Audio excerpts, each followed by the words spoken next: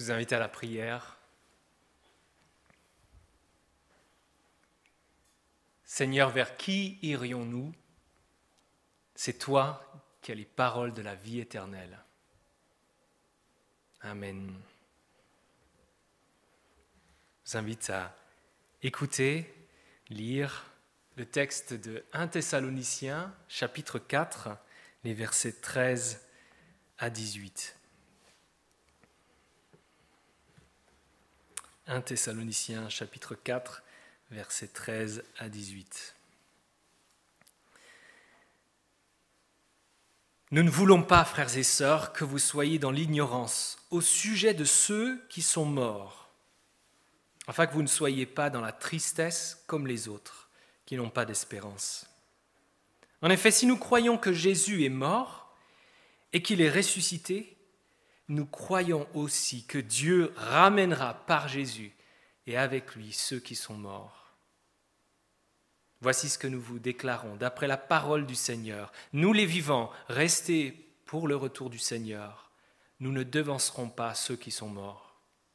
En effet, le Seigneur lui-même a un signal donné à la voix d'un archange et au son de la trompette de Dieu, descendra du ciel et ceux qui sont morts en Christ ressusciteront d'abord. Ensuite, nous qui serons encore en vie, nous serons tous ensemble enlevés avec eux sur des nuées à la rencontre du Seigneur dans les airs. Et ainsi nous serons toujours avec le Seigneur. Encouragez-vous donc les uns les autres par ces paroles. Nous arrivons aujourd'hui au terme de cette série sur le symbole des apôtres, le credo. Et la phrase qui nous intéresse est la suivante: nous croyons à la résurrection de la chair, la vie éternelle. En parcourant ce credo, nous pourrions avoir le sentiment que tout cela reste assez abstrait, théorique. Mais c'est au contraire très concret. Comment vivre le deuil d'un frère ou d'une sœur dans la foi? Un ami vosgien qui m'est cher est en phase terminale d'un cancer. En commun, il y a le souvenir de camps, de balades, de pêche, de repas, de franches rigolades, de temps de prière. Mais il approche de la mort. Je ne sais pas quelle sera la prochaine occasion de le revoir, mais en écoutant sa faible voix au bout du téléphone, c'est difficile de retenir les larmes. Ce frère plein de vie est petit à petit en train de s'éteindre.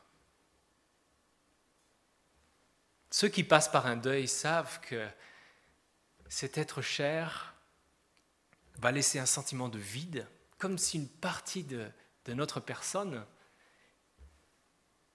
était enlevée. Il faut désormais vivre sans la présence de cet être cher. Et naturellement, on se demande, que vont-ils devenir? Dans ces lignes pleines d'affection, l'apôtre Paul a le désir non seulement d'éclairer, mais aussi de réconforter ceux qui passent par le deuil. Et je vous suggère une méditation en 3 points de ce passage. Ce qui doit se savoir dans les versets 13 et 14, ce qui doit arriver, 15 à 17, ce qui doit nous encourager, verset 18. Ce qui doit se savoir. Les chrétiens ne sont pas les seuls à s'intéresser à la question de la mort. Dans son livre « Apprendre à vivre », l'auteur athée Luc Ferry affirme que la philosophie consiste à réfléchir à notre finitude, vivre dans la conscience que notre temps est limité. Il cite Montaigne, « Philosopher, c'est apprendre à mourir. » Apprendre à mourir, apprendre à vivre, en sachant que chaque instant qui passe nous rapproche de la mort, que nous ne pouvons pas revenir en arrière. Dans son livre, l'auteur dresse un contraste entre la philosophie et la foi chrétienne. Et pour lui, la promesse de la résurrection est trop belle pour être vraie. Il s'agirait d'un échappatoire qui a la forme de nos aspirations, Selon lui, c'est ce qui explique le succès du christianisme pendant des siècles. L'espérance de retrouver ses proches décédés aurait été comme un leurre, un appât. Et il conclut, trop beau pour être vrai. Le premier verset de notre texte donne un élément de réponse à cette thèse. Nous ne voulons pas, frères et sœurs, que vous soyez dans l'ignorance au sujet de ceux qui sont morts. À qui l'apôtre Paul écrit-il ? À des frères et sœurs, autrement dit à des croyants. Et s'il leur écrit, le récit de son séjour à Thessalonique en Macédoine dans le livre des Actes, mais s'il leur écrit maintenant, c'est parce qu'il doit leur expliquer ce qui va se passer pour ceux qui sont décédés. Comment la perspective de retrouver ses proches décédés aurait-elle été un appât alors qu'il doit les enseigner ici ? Ils sont déjà croyants, il leur écrit après coup. Cet enseignement n'a pas pu être un appât. Et pourquoi cet enseignement sur la résurrection est-il nécessaire ? Verset 13, afin que vous ne soyez pas dans la tristesse comme les autres qui n'ont pas d'espérance. Quelle était la perspective des Grecs sur la mort et l'au-delà ? S'ils croyaient à l'immortalité de l'âme, cette âme était comme une ombre détachée du corps dont il fallait précisément se débarrasser. Mais l'espérance dont l'apôtre Paul parle a une autre tonalité. Il est question d'un corps qui ressuscite, c'est la personne entière qui ressuscite. En tant que pasteur, nous avons l'occasion d'accompagner des personnes qui passent par le deuil. Et la manière de vivre un deuil peut varier, les considérations aussi, mais presque systématiquement, il sera question à un moment ou à un autre de la destinée de la personne qui est décédée. Est-ce que tout s'arrête avec la mort ? J'ai évoqué la perspective de Luc Ferry, pour qui la mort est la fin. Mais qu'en est-il ? Quel est le point de vue du commun des mortels, si vous me permettez l'expression ? On l'a vu au moment des deuils de Johnny Hallyday et Jean d'Ormesson il y a quelques années. On a entendu des expressions comme « ils font la fête là-haut », « ils nous regardent d'en haut », « ils resteront avec nous dans le cœur, dans la pensée ». Mais qu'est-ce que cela veut dire ? Est-ce un mode d'existence ou simplement pour nous un souvenir que nous voulons entretenir ? On comprend l'intention de réconforter, mais l'apôtre Paul ne veut pas donner un vague espoir. Il veut donner une solide conviction. Notez que le verset 14 sonne comme un petit credo. En effet, si nous croyons que Jésus est mort et qu'il est ressuscité, nous croyons aussi que Dieu ramènera par Jésus et avec lui ceux qui sont morts. Pour l'apôtre Paul, la foi en la résurrection est fondée sur la résurrection de Jésus. Et peut-être certains se diraient, mais est-ce que ce n'est pas justement le signe que les athées sont du côté de la raison, de la logique, alors que les chrétiens, de toute évidence, croyant à la résurrection de Jésus, sont du côté de la projection, de la subjectivité ? Cette perspective doit être questionnée. Prenons d'abord une vision athée de l'existence. Si la mort est la fin de tout, il faut conclure que la vie n'a pas de sens. Elle n'est qu'un accident, un hasard. Mais qui vit l'existence comme si elle n'avait aucun sens ? Qui vit en permanence comme si la vie était absurde ? Qui se lève le matin, prend son petit déjeuner, prend les transports, se rend au travail et recommencera le lendemain comme si la vie n'avait absolument aucun sens. Si Camus parle de révolte, on est en droit de poser la question. Révolte contre qui ? Révolte pourquoi ? Dans la logique d'une vie qui n'a aucun sens, il n'y a que l'instinct de survie. Mais en réalité, on entend chez les uns et les autres le terme sens, faire sens, donner du sens à sa vie. On l'entend. Qu'en est-il de l'apôtre Paul? Pour lui, cette existence a un sens parce qu'il y a un auteur à l'existence. Cette vie a un sens parce qu'il y a, selon lui, une destinée. Et comment fonde-t-il l'espérance de la résurrection? Elle est fondée, selon lui, sur la résurrection de Jésus. Est-ce une projection de sa part, de la subjectivité? S'il y a bien une personne qui n'avait pas cette projection, c'est lui. S'il y a bien une personne que ça n'arrangeait pas de croire à la résurrection de Jésus, c'est lui. Il passait sa vie à pourchasser les chrétiens pour les forcer à renier leur foi, les emprisonner, les faire mourir, parce qu'il était certain que Jésus était un usurpateur et que les disciples de Jésus étaient une secte dangereuse.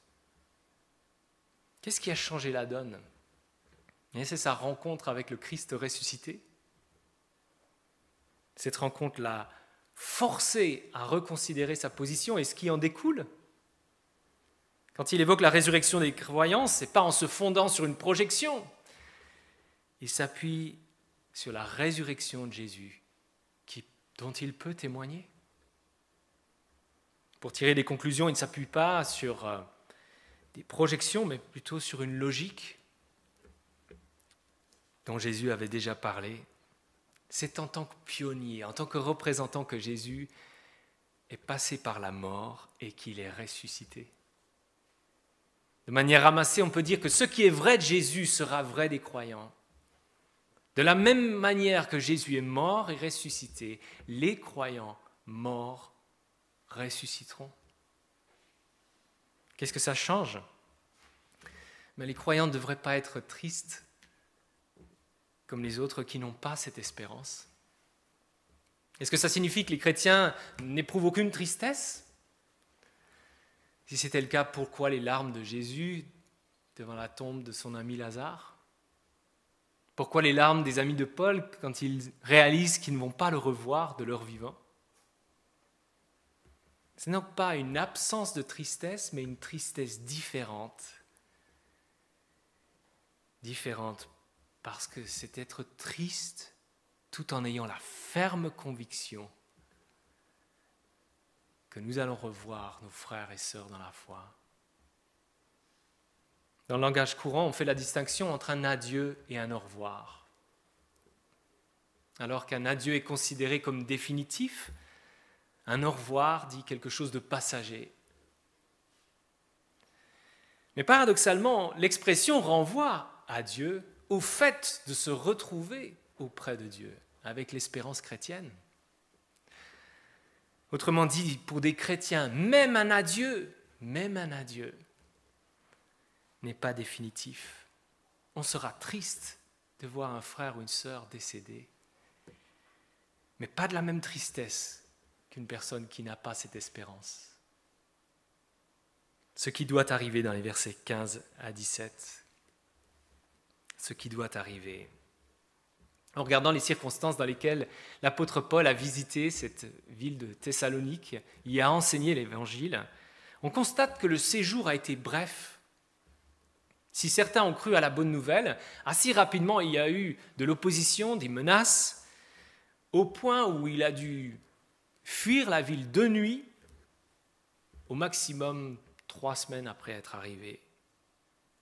Dans ce laps de temps relativement court, qu'est-ce que les Thessaloniciens ont compris de cette bonne nouvelle?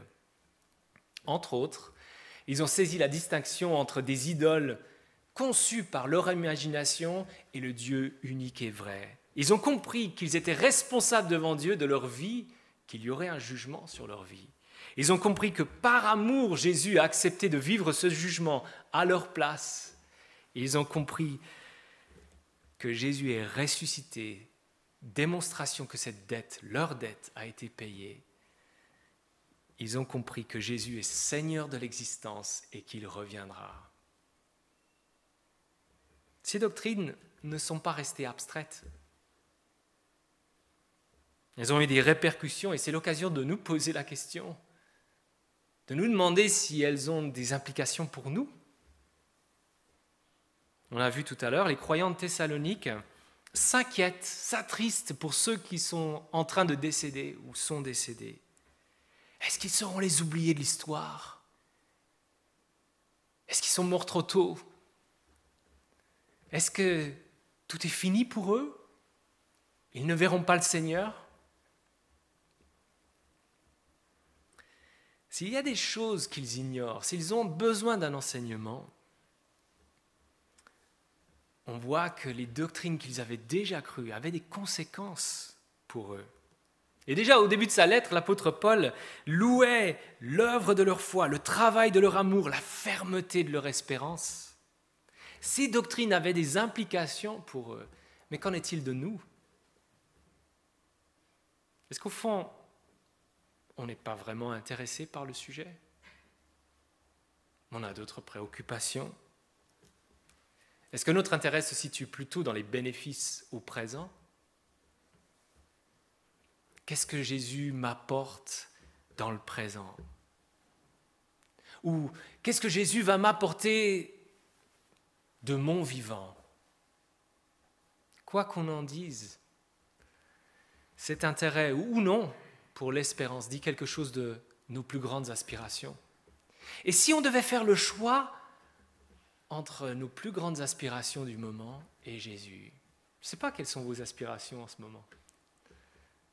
Les miennes, si on devait les lister, de belles vacances, une victoire de la France à l'Euro, de bons repas, de belles amitiés, situation financière confortable, une maison à la campagne. Si on avait le choix entre obtenir toute cette liste dans son ensemble, sans Jésus, ou obtenir Jésus sans ces éléments, est-ce qu'on choisirait sans hésiter Jésus? Une réponse honnête dit quelque chose de nos plus grandes aspirations. Et si les Thessaloniciens ont effectivement besoin d'être enseignés, ils nous enseignent dans leur manière d'attendre le retour du Seigneur, de vivre dans cette attente. Verset 15, l'apôtre Paul commence à expliquer ce qui doit arriver. « Voici ce que nous vous déclarons d'après la parole du Seigneur. Nous les vivants, restés pour le retour du Seigneur, nous ne devancerons pas ceux qui sont morts. » D'où est-ce que l'apôtre Paul tire son enseignement? De spéculation, d'une projection? Il fait référence à une parole du Seigneur. Il ne brode pas, il n'invente pas.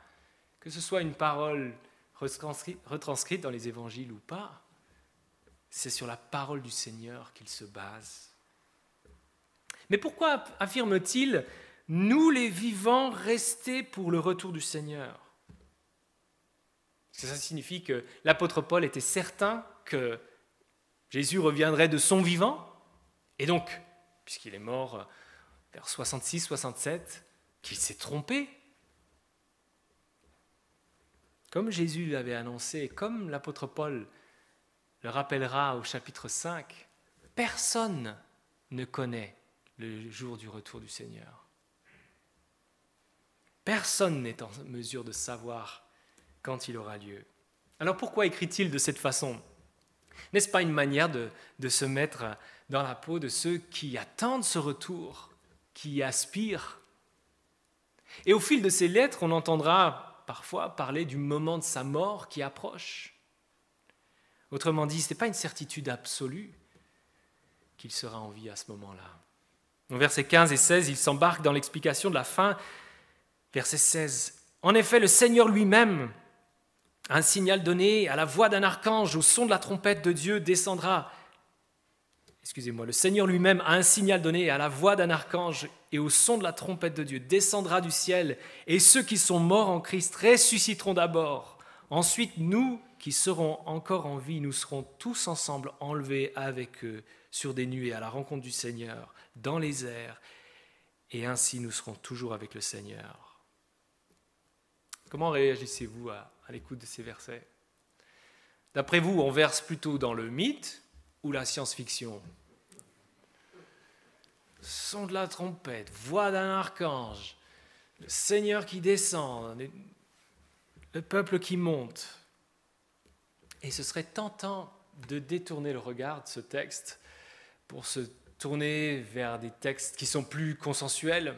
Parlons des soins de l'environnement, parlons de l'amour du prochain, parlons du souci pour les plus démunis. Mais le sujet est trop important pour le cacher sous le tapis. Qu'est-ce qui ressort de ces versets?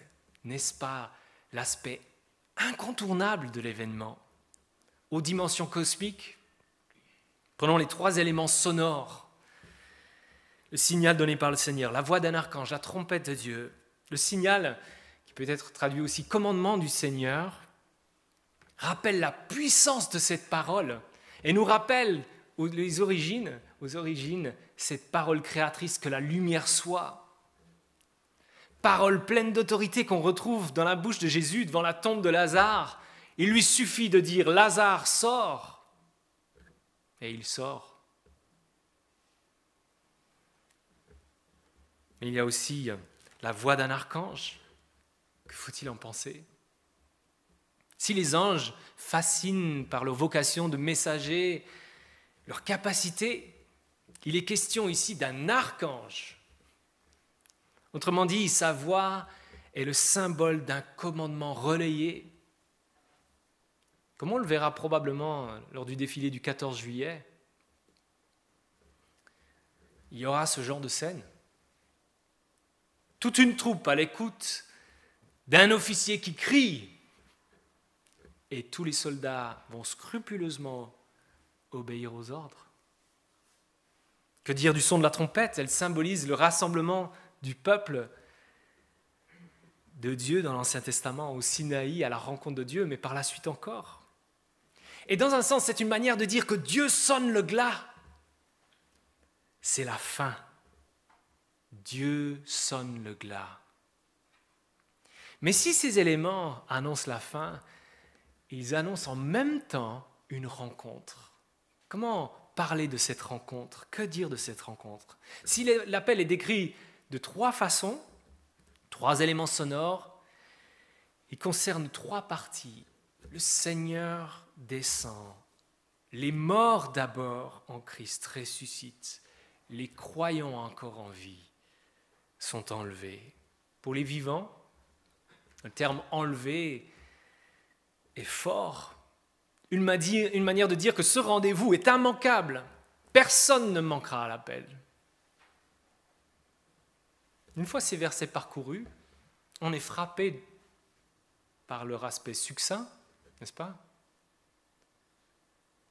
Pas de mention de la transformation du corps, comme l'apôtre Paul va le faire dans sa lettre aux Corinthiens. Pas de mention de jugement. Pas de mention de la destination finale. L'Apocalypse se termine avec ce peuple de Dieu qui descend sur une terre purifiée, renouvelée, une nouvelle terre. Si l'apôtre Paul n'entre pas dans tout le détail, c'est qu'il se focalise sur l'accent, il met l'accent sur l'aspect incontournable de cette fin, de cette rencontre. Dieu sonne le glas et annonce une rencontre, et son appel sera immanquable. Personne ne sera absent. Qu'est-ce que cette espérance devrait produire en nous? Et ça nous amène au dernier point, ce qui doit nous encourager, verset 18.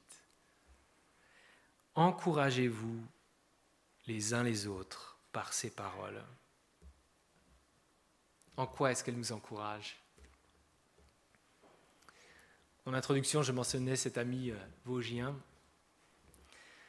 Plusieurs fois, et cette semaine encore, lui-même, son entourage, ont pensé que c'était ses dernières heures, ses derniers jours, qu'il allait décéder dans la journée, dans les heures qui suivent. Mais ça n'a pas été le cas jusqu'ici.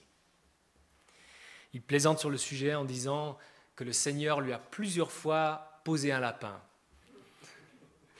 À mon humble avis, il ne manque pas de respect en faisant cette plaisanterie. Mais ce qui m'encourage et ce qui devrait nous encourager, c'est que le Seigneur ne posera pas de lapin. Jamais. Et pour personne. Personne ne sera oublié. C'est vrai pour lui, c'est vrai pour l'enfant de Dieu qui est décédé il y a des millénaires, c'est vrai pour l'enfant de Dieu qui est né sans personne à ses côtés, oublié des hommes.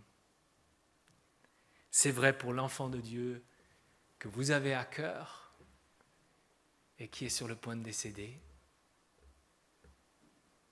Aucun enfant de Dieu ne sera oublié. Et pourquoi ? Parce qu'il s'agissait d'une bonne personne ? Parce que cette personne a procuré de la joie aux autres, parce qu'elle a fait du bien aux autres, sans flatterie aucune. Je peux dire de cet ami qu'il a été un modèle par son zèle dans le service, par sa vie de prière et aussi par son zèle dans l'annonce de l'Évangile. Je l'ai rencontré à un camp en 2002 et à l'occasion de ce camp, il a passé son temps à préparer des repas, conduire le groupe partout, œuvrant en coulisses pour le bien de chacun. Un exemple de service. Quant à sa manière de prier, en l'écoutant, on a comme l'impression d'une conversation permanente avec le Père. On y entre le plus naturellement du monde, avec sincérité et en même temps soumission à sa volonté, à sa parole. Il a sillonné les Vosges en offrant des calendriers de la bonne semence encadrés par un bois qu'il avait lui-même préparé. Hospitalisé, il n'a eu de cesse que de parler de cette espérance à tout le personnel médical qui prenait soin de lui, offrant des Bibles, des évangiles. Est-ce que nous devons penser qu'il sera auprès du Seigneur parce que c'était une bonne personne ? Parce qu'il a procuré de la joie, parce qu'il a fait du bien aux autres. Au-delà du fait qu'il est certain qu'il n'a rien à mériter, il faut songer à un autre cri qui a résonné dans l'histoire. Il y a 2000 ans, le Seigneur qui nous convoquera par sa voix est le même Seigneur qui est mort en criant « Mon Dieu, pourquoi m'as-tu abandonné ?» Il a vécu la mort qu'il n'avait absolument pas méritée, de sorte que nous puissions être assurés de la vie éternelle. Parce que son cri a été entendu, la résurrection témoigne qu'il a été restauré. Et toute personne qui place sa confiance en Jésus peut faire sienne ces paroles. Nous croyons que Jésus est mort et qu'il est ressuscité. Nous croyons aussi que Dieu ramènera par Jésus et avec lui ceux qui sont morts. Alors encourageons-nous les uns les autres avec ces paroles.